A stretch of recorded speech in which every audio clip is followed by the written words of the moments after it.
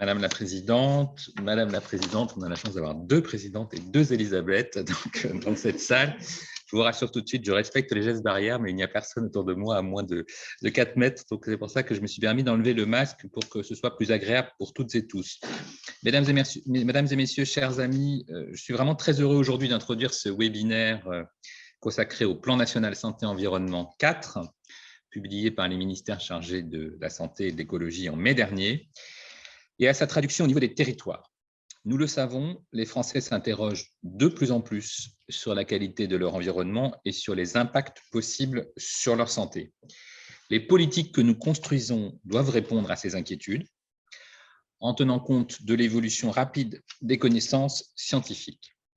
C'est le cas du PNSE 4, mais également des plans thématiques et des réglementations sur les produits phytopharmaceutiques, le contrôle sanitaire de l'eau, la lutte contre l'habitat insalubre, les perturbateurs endocriniens, la biodiversité. Au-delà du cadre national, je suis convaincu de la nécessité d'une appropriation et d'une déclinaison locale de ces enjeux. La diversité du territoire français fait que les questions de santé environnementale ne se posent pas dans les mêmes termes du nord au sud et d'ouest en est, dans les territoires ultramarins et souvent même au sein d'une même région, entre des zones urbaines à forte densité de population et des zones rurales. Nous avons donc besoin d'une capacité forte de réponse locale adaptée aux questions multiples et très riches de santé environnementale. L'accident de l'usine Lubrizol et les clusters de cancer pédiatrique en sont de tristes exemples. Pour répondre à ces enjeux territoriaux, il est nécessaire de réunir toutes nos compétences.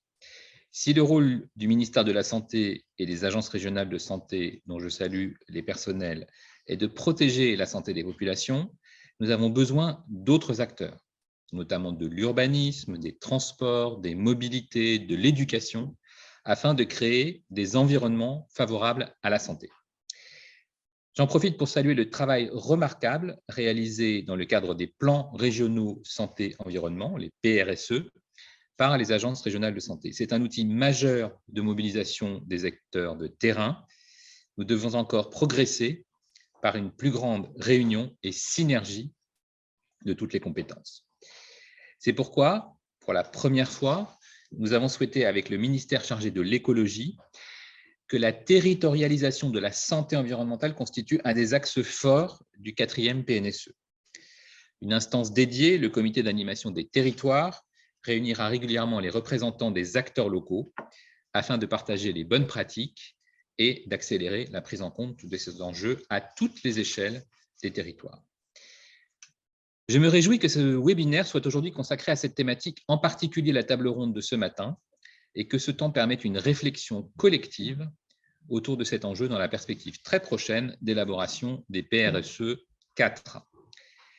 Vous êtes près de 300 aujourd'hui réunis pour ce webinaire. Je salue cette forte mobilisation et la diversité des intervenants et des participants, avec une très bonne représentation des communes, petites et grandes, des intercommunalités, des départements et des régions, mais également des agences régionales de santé et des services de l'État, dont les directions régionales de l'environnement, de l'aménagement et du logement, les DREAL.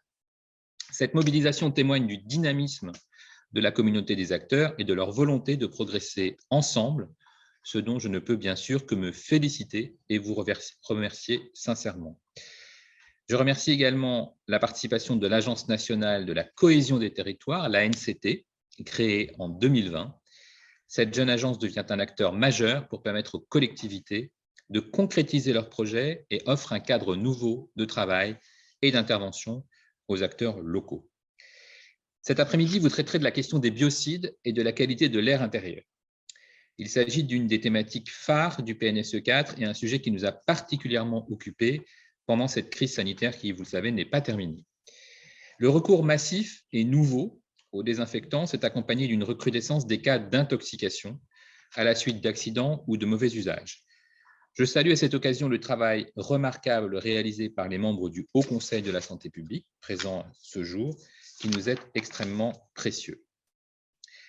Dans une perspective de maintien dans la durée des gestes barrières, et c'est un progrès, nos concitoyens ont beaucoup avancé dans la connaissance de la prévention, de l'éducation à la santé, de l'hygiène, nous devons nous interroger sur le bon usage des biocides pour la santé humaine et pour l'environnement dans une perspective durable.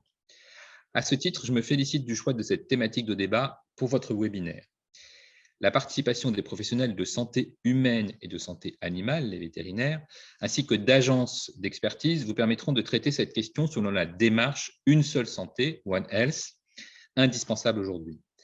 Vos réflexions seront ainsi parfaitement en phase avec la dynamique nouvelle, tristement relancée à l'occasion de cette pandémie, pour mieux tenir compte des interactions étroites entre l'homme, l'animal et plus largement l'environnement.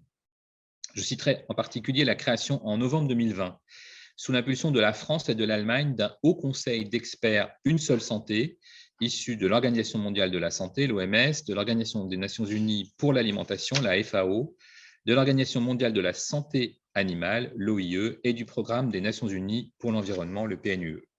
Elle témoigne de la nécessité de développer des passerelles entre les politiques de santé humaine, de santé animale et plus largement la protection de l'environnement. Dans un deuxième atelier cet après-midi, vous débattrez de l'implication des 16-25 ans en santé-environnement. Encore une fois, je ne peux que me réjouir du choix de cette thématique que j'ai souhaité inscrire dans le PNSE 4. J'en profite pour remercier le ministère de l'Éducation nationale pour sa participation à ce plan. La démarche École promotrice de la santé, le service national universel et le service civique sont des opportunités immenses de sensibiliser les jeunes à la santé-environnement. Les acteurs nationaux et locaux doivent aller vers ces jeunes, les accueillir dans leur structure, leur faire prendre conscience des liens entre leur environnement et leur santé, de leur capacité à agir au quotidien et pourquoi pas susciter des vocations. Et elles sont nombreuses et beaucoup de jeunes sont déjà très impliqués, très mobilisés, très engagés. C'est, je crois, un public extrêmement sensible, très réactif, très créatif face à ces enjeux et ce sont les femmes et les hommes qui feront l'avenir de notre pays. Je remercie particulièrement la Direction générale de la jeunesse, de l'éducation populaire et de la vie associative. Pour la préparation de ce webinaire, elle nous a offert la possibilité d'interroger quelques ambassadeurs du service national universel. Vous pourrez écouter et voir ces témoignages précieux cet après-midi afin d'alimenter vos débats. Avant de laisser la place à vos travaux, je voudrais saluer la très belle dynamique que je constate sur le sujet de la santé environnementale dans les territoires, au plus près des préoccupations de nos concitoyens, mais aussi au niveau national. Votre participation nombreuse l'illustre. Vous savez qu'au niveau national, en interministériel, ce sont plus de 10 ministères qui contribuent au PNSE 4. Les parties prenantes réunies dans le cadre du groupe Santé-Environnement, présidé par Madame la députée Elisabeth Toutu-Picard, il faut saluer encore la présence dans cette salle, participent très activement à la construction de cette politique nationale basée sur les associations, les ONG, les acteurs économiques, les élus, les collectivités, les partenaires sociaux et tous les experts qualifiés. Je le crois sincèrement, c'est par la réunion de nos forces dans le même sens, avec la même volonté d'agir dans l'intérêt général et pour nos concitoyens, que nous réussirons à répondre aux attentes profondes et croissantes, aux interrogations, aux anxiétés, aux peurs parfois de nos concitoyennes et concitoyens en matière de santé environnementale. Je vous remercie chaleureusement d'y contribuer aujourd'hui. Je remercie tout particulièrement la Société francophone de santé et environnement, Madame la Présidente, et votre équipe pour l'organisation de cet événement. Je vous souhaite une très riche journée d'échange et vous remercie de votre attention.